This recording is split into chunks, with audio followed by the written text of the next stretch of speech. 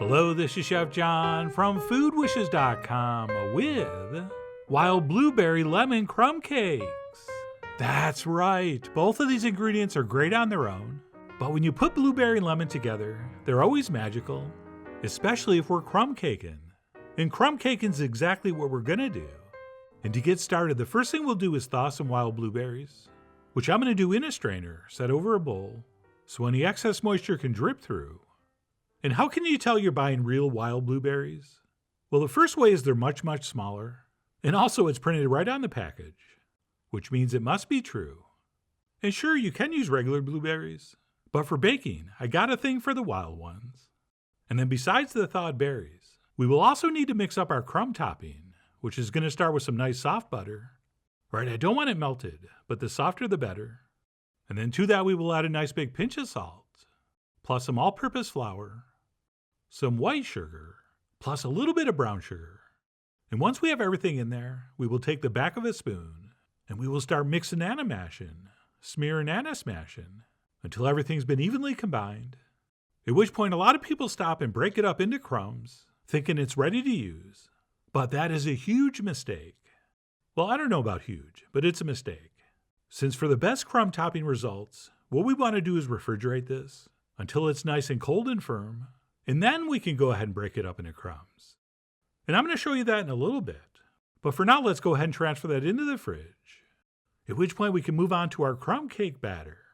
And that begins by transferring some white sugar, along with a little bit of brown sugar into a mixing bowl, into which we will grate about 2 tablespoons at least of fresh lemon zest. Although more is fine, and I ended up doing 3 lemons total. And once we have a ton of that grated in, we'll go ahead and take a spoon and give it a mix. And then if we have time, we want to let this sit for about 20 to 30 minutes, so the sugar has time to pull out all those amazing lemon oils from the zest, which really is going to give us a much more intense lemon flavor. And by the way, if you want to sound like a food nerd, and who doesn't, this technique is called oleo saccharum, which means oil sugar, and it's been used since ancient Roman times to make lemon taste even lemonier. So like I said, we'll let that sit, and while we're waiting, we can go ahead and mix up our dry ingredients, which is simply all-purpose flour, in which we're going to mix some salt, some baking powder, and a little bit of its good friend, baking soda. And that's it. We'll take a whisk and give that a thorough mixing, and then simply set that aside until needed.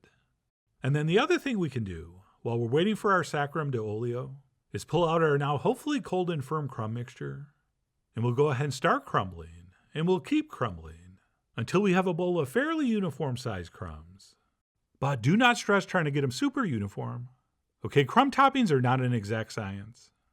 All right, this kind of operation is much more Barbie than it is Oppenheimer. So just get them close. That's all we ever ask. And the reason to chill this is it's so much easier to work with, and I think the crumbles look better and bake up better if everything's cold. So unless you're going to use those right away, pop them back in the fridge. And that's it. We'll head back over to our sugar mixture, which has been sitting for about 20 minutes or so.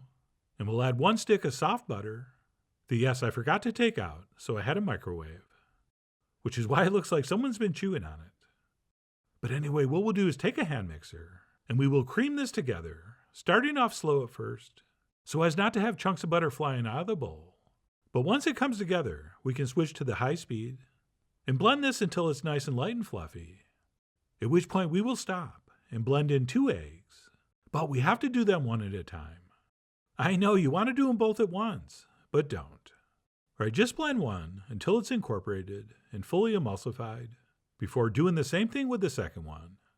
Okay, if you added all that moisture at once, the butter might separate, which is not ideal.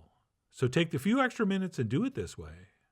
And by the way, if your mixture does separate for whatever reason, don't get upset, don't stress. Just keep adding the rest of the ingredients in the order I do them, and you'll be fine. Not as fine, but pretty fine. And then once our eggs have been incorporated, we will stop and add some vanilla extract, the pure and the real, as well as a couple tablespoons of plain yogurt, or if you want, you could use milk.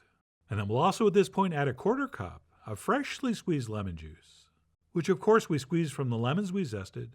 And then what we'll do is take the mixer and just mix this for a few seconds, since at this point it definitely will separate. So we are only going to give it a very brief mixing, at which point we'll stop and add our dry ingredients. And then we'll give this one last quick mix, just until the flour disappears. And yes, using proper technique, we would switch to a spatula and sort of fold this all gently together so as not to overwork the flour. But this faster, lazier method of using the mixer will work, as long as we stop just as soon as that flour's mixed in, which for me was right here.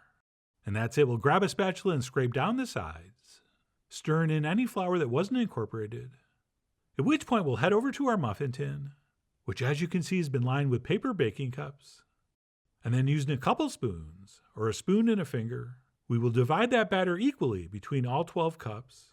And since it's always kind of tricky and annoying to remove batter from one cup and add it to another one, what I like to do is add one big spoon to each one, and then whatever batter's left over, we will divide evenly.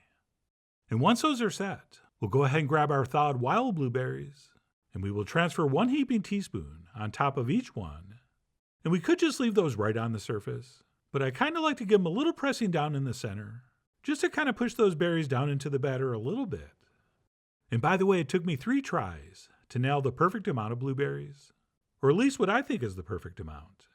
And yes, I'll give you a peek later at the 2 batches that didn't have the perfect amount. But anyway, once our batter's been buried, it's ready to crumb. So we'll go ahead and transfer over a nice heaping tablespoon on top of each one. And just like when we portion the batter, after placing 1 big spoon over each, we will take any crumbs remaining and distribute those evenly over the tops. And that's it. These are now ready to transfer into the center of a 375-degree oven for about 25 minutes, or until our crumb topping is golden brown and they look like this.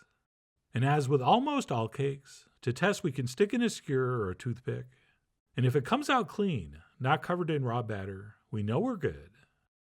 And then what we'll do is let them cool for about 10 to 15 minutes in the pan before removing them with the help of a fork to a cooling rack, where we really do want to let them cool all the way down to room temp before we serve them. Or you might like a warm crumb cake, but I don't.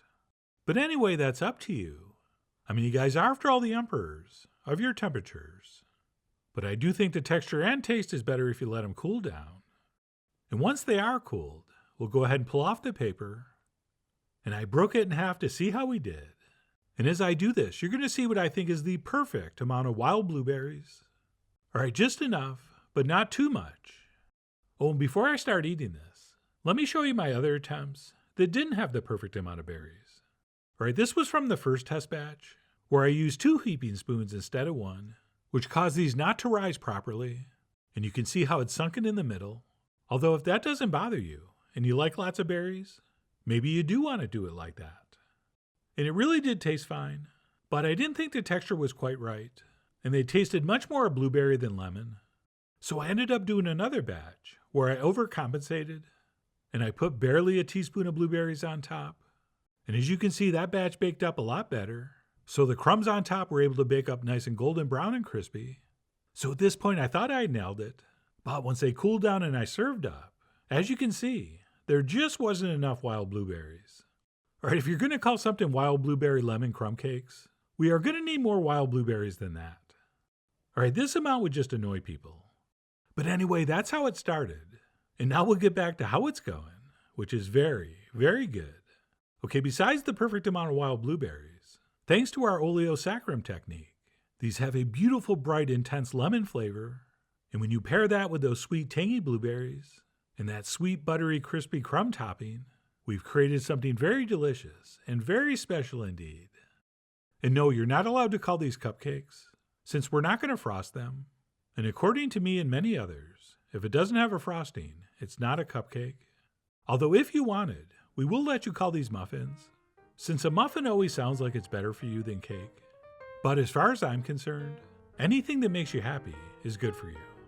And believe me, these wild blueberry lemon crumb cakes are going to make you very happy, which is why I really do hope you give these a try soon. So please follow the links below for the ingredient amounts, a printable written recipe, and much more info as usual. And as always, enjoy.